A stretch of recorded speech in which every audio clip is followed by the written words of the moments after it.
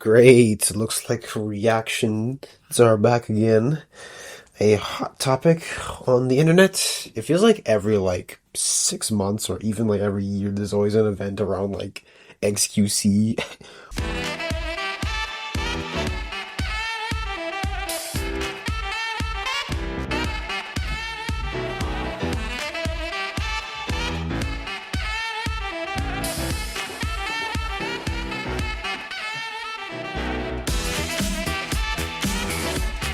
Or Hastanabi doing this kind of stuff.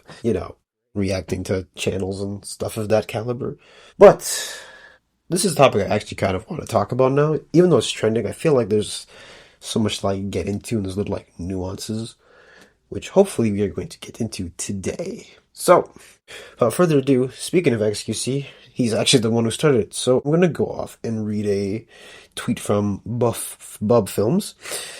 It goes off of something really quick, and it actually blew up pretty fast. So it was along the lines of, Lemino spends months researching, scripting, and editing a video just for React streamers to re-upload the entire thing and provide zero input. So as you can see, at the time of me reading this has about 12.3 million views, and this has gone into, very mainstreamish in terms of internet culture, and also a lot of people have been talking about it. Most notably, XQC has fought Mudahar on that, or some ordinary gamers. Great. So a lot of people have lots to say about it, but I would rather go into why this kind of stuff is very iffy. And also I watched a lot of other people cover it as well. So this will not be 100% original, but this is just going off of what I've learned from other people about this sort of thing. Without further ado, let's get started.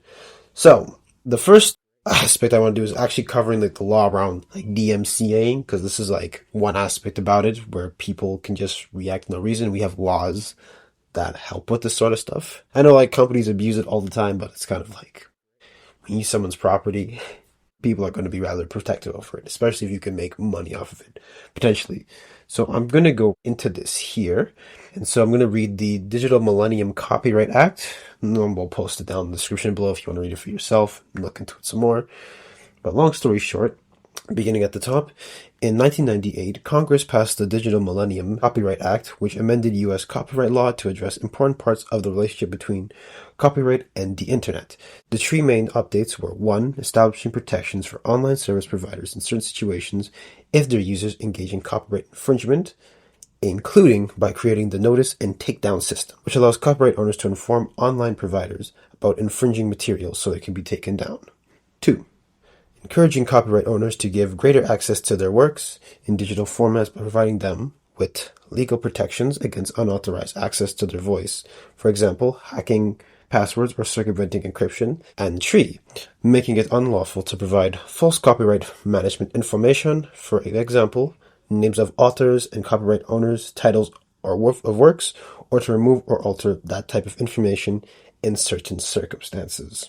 And that's basically the gist of the law. So this just gives people a chance to, claim their own intellectual property, because with the invention of the internet, you had a lot of unknowns coming in and people would be cycling stuff around.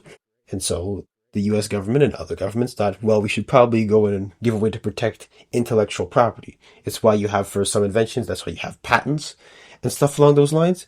Patents prevent other people from taking your ideas and presenting it as their own, especially if you patent first. Now, this has led to some other scandals where people got to the patent office first, but that's not what this video is for. But that's the general gist of it. And now I'm going to look into what YouTube has to say about that, because YouTube also has its own set of rules. And most certainly, the first rule of copyright. So by the way, I'm just going to read just a little bit of it, not too much. Of course, I'll link it down below, but I'm just going to show you the basics. So creators should only upload videos that they have made or that they're authorized to use. That means that they should not upload videos that they didn't make or use content in their videos that someone else owns the copyright to, such as music tracks, snippets of copyrighted programs, or videos made by other users without necessary authorizations. So, what are the copyright exceptions? Copyright exceptions are laws that allow you to reuse someone else's copyright protected material without getting their permission, but only under certain circumstances. In the US, the most widely known copyright exception is fair use, When deciding whether a use is fair, courts look at four factors: the purpose and the character of the use, the nature of the copyrighted work, the amount and substantiality of the portion used in relation to the copyrighted work as a whole, and the effect of the use upon the potential market for or value for the copyrighted work. Some activities that may qualify as fair use include criticism, commentary, and news reporting. Fair use aims to promote freedom of expression. In some civil law countries, including many in the EU, more limited exceptions are recognized where the reuse must fall within specific categories instead of having factors that are weighed. The categories set out in Article 17 of the EU Digital Single Market Copyright Directive are quotation, criticism, review, caricature, parody, and pastiche. These words have their usual meaning in every language, but are also enacted into law by each state and interpreted by both national courts and the Court of Justice of the European Union, CJEU. It is also important to consider the context of the use and the purpose of such copyright exceptions, one of which is to balance creators' freedom of expression, right, shareholders, and copyright. Okay, so since this is mostly US case, we're going to look at the four factors. So let's go over XQC's video to see how well he does. Of course, I am no lawyer, but we can clearly make some assumptions here. Okay, so let's see. Number one is the purpose and character of the use. All the way over here. The man will. Okay, so he is streaming and he is just simply reacting to a video. Seems like he's, a little tired from streaming, just going to put something on to help with his audience and all that. Okay, and so the nature of the copyrighted work. The man was white and wore a hat, glasses, and sport coat. In the immediate aftermath of the shooting, Carr returned to ground level. Okay, so this is mostly kind of like a documentary. I watched it myself, it's actually really well done. So it's kind of a documentary-ish about the JFK assassination, right? And so the amount and substantiality of the portion used in relation to the copyright as a work as a whole. Okay, so what exactly did he add to this? People can barely tell anything about the guy talk. This guy, Eagle Eye Andy, robotic, can know every fucking feature of this guy. And however, Carr's story had notably changed. The effect of the use upon the potential market for or value of the copyrighted work. And let's see how many views he got. Oh my, he got quite a... So, it looks like XQC is holding up great. Now, of course, the original video is doing quite well, which is really good because I like Let Me Know's work. No, he posts once a year. But yeah, he does really good stuff. So, looks like XQC is looking a little tough right now. Oh boy. Boy. X, what you gonna do now? So, why do people really have like a big issue around this whole topic? And I'll go into my thoughts later, but the general discourse that I got online is that a lot of people are not happy about, well, the logical people are mostly not happy that you're basically stealing somebody's work and like using it as your own, which is against the law, but which is, illegal, but looks like XG doesn't really care that much, at least seemingly so. And the reason why this is such a big problem is that you're kind of promoting like lazy, not really laziness, but you're promoting like using other people's actual work. Like, for example, in this particular case, with like a Let Me Know video, this video has its own animations, its own scripts. It has like reportings from back then. It has lots of information. It also has a source document. I should double check that one, but yeah, it has a source document. And on top of that, he wrote it all himself, as far as we know. And there's a reason why this stuff took like a year. So he's basically saying you're taking all that hard work and you're just going to sit and react to it. It's like, what is the point? And here's the thing too, also, like, not everyone's going to have crazy insight on every single situation. No, it's not possible. Or at least not going to be as, like, interesting. Say, compared to, like, a political streamer, like, looking at the Trump indictment or something like that. Or say, for example, like, mechanic is looking at, like, a terrible, like, carjacking or something. I know some stuff about carjackings, but I'm not a mechanic. See what I mean? So I'm not going to make videos on that, but a mechanic might. The difference is that if you just sit there and just watch a video and not say much, it's kind of like you're watching a movie-ish. Actually, the irony is that XQC has been caught watching movies, and even freaking the Kick, was it like the head of Kick or whatever, had to come and be like, this is kind of against the laws, you can't really watch The Dark Knight. It's like, duh, you can't watch it. And the thing is too is that these like studios and like music labels are way more aggressive than any creator would be. So yeah, not really a good look for XQC. And the more I think about it, the more I'm kind of just like, why not just, I understand that sometimes you have dead air in streaming. It happens all the time, especially if you stream for like 6-7 hours a day. You're going to have like a couple hours where you're just like, not much to do. But at the same time, it's kind of like, add something to the video. Like, don't just sit there and like watch. You know what I mean? I understand like dead air is not fun. No one wants to be like that, but maybe, for example, I don't know, like take breaks in between your streams or take an actual break. Don't just put on a video and just be that way and just sit down. It just comes across as lazy. Now, of course, these people are actually not lazy, contrary to popular belief. Their job looks easy, but it's not. But I'm just telling you, like, it comes across as super lazy, and you're just sitting there, just like, oh my god, what am I doing? And also, this hurts the original creators, because when I was actually watching Mudahara's video covering it, he talked about impressions. So when it condensed a lot of what he said in, like, about a minute. So the idea is that, say, for example, people will argue that, okay, they're giving the original person like recognition, like promotion and all that fun stuff. But at the same time, it's like, that's not really the case. It's not really true. The reason why it's not true is because the impression system. So impressions are basically, if I open up my recommended page, for example, like whatever I be watching is like recommended to me, and then me going to go watch that, whatever is like an impression. Hopefully I explained that properly. When you actually gain organic impressions on YouTube, leads to a long-term organic channel growth. It's not about the money you make in the short term, it's about the brand you build in the long term. And for a lot of creators, having their brand being built is what's really important at the end of the day. Now, when it comes to impressions in this situation, what I'm talking about is when you go to the homepage on YouTube. In my homepage on YouTube, I have a few videos from people like Mythical Kitchen, because I watch cooking content.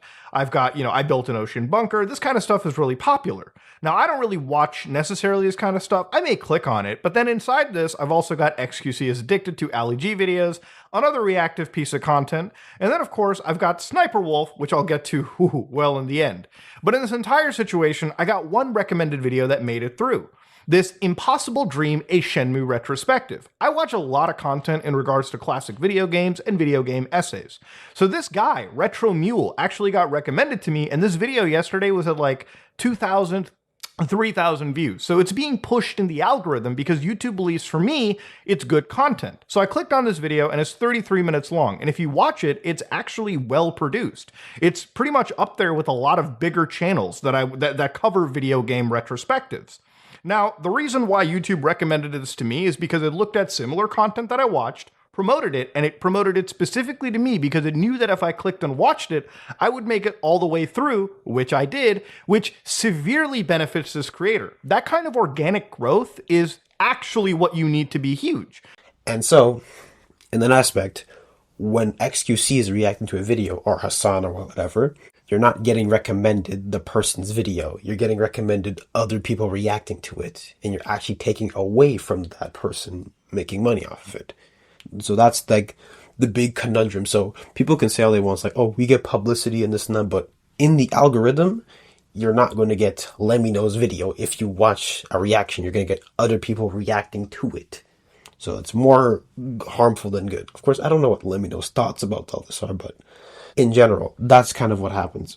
So you have to kind of ask yourself, like, how much are you really gaining if XQC like reacts to this video, for instance? Probably not much. Like, not as much as you would think. Because remember, it's still his audience. I want you to go and think about how many times you've watched a YouTuber say, go and check out this channel down below, make sure you give him a sub. Like, how many are you actually going to get? Realistically speaking. Tops, maybe like, I don't know, 1 to 2%? That sounds a little too generous in my head, but you're not going to get a lot, even when you get a fair shout out. So how much do you think is going to happen when somebody gives you no shout out whatsoever and it just watches your stuff? So in the long run, I think it's very harmful. So we have to be very careful with this kind of stuff. But I also feel like some people like really overreact and don't really get into the real reason why this is harmful. But yeah, the impressions are also really important. So you're not really growing channels like organically, or you're not really getting the viewership organically. Either A, getting it taken away from you, or B, maybe the streamer props you up, but even then, not much of their audience is going to go flock to you just like that. You know what I mean? And also, like, being honest here, I feel like people treat, like, DMCA striking like the boogeyman. It's almost like you're not supposed to do it, even though it happens. People will talk about it and not really, like, go into it, but I'm gonna be straight up honest here. If somebody is taking your stuff and just uploading it, take that shit down. Like, look at the situation. If it's, like, they're streaming 95% of it, and they give, like, 5% comment with, like, a snarkle or a giggle. Snarkle's not a word. But like like with minimal reaction, take that shit down. There's no reason for people to let you steal your stuff. Like why are people like so like afraid to use it? Of course it can get abused like any other system out there. But I'm saying is when using it properly, it's pretty handy. And YouTube makes it pretty damn easy to like file one. And of course. Alright, so we're just gonna look at really quickly like how to make a takedown request. So as you can see here, you click on new removal request, and I'm signed in as myself. And so I add to add a video. I say what's required. So here I'm the copyright owner. I have to explain that. Here's my email right here. I have to say my phone number and all that. You got to give all this information when you're doing a request because this is your property. It's tied to you. And then you say your country and all that, state, province, zip codes, all that fun stuff. And so you have different options. You have a 7-day notice, which is scheduled, or there's a standard one where the person must take it down now. And then you also have a caveat here, an extra option where it's like, you want other people from doing it in the future on YouTube. So every time you take it down a request like this, it's like, okay, I'm going to keep an eye out for other videos, or YouTube keeps an eye out for other videos that will do this stuff as well. And then here you also have your legal agreements. And so here's like, I have a good faith belief that the use of the material in the manner complained is of not authorized by the copyright owner, its agent, or the law. Information in this notification is accurate under penalty or perjury. I am the owner or an agent authorized to act on behalf of the owner on exclusive right that is allegedly infringed. I understand that the abuse of this tool, such as submitting a removal request for content I do not own, may result in termination of my YouTube account. So you have all this, and then you can say here, put in your signature, and then you have to make sure that you also put your ID and all that, or else YouTube will not process. So overall, pretty straightforward process. Not much to look at here. Like I said, people have abused in the past, but I guess the process is pretty straightforward. Of course, multi-platform is a bit more like complicated, but all to say, like, people take your stuff, just DMCA it. It's like even Twitter, you have that function. Of course, that is also abused, but like I said, just DMCA it.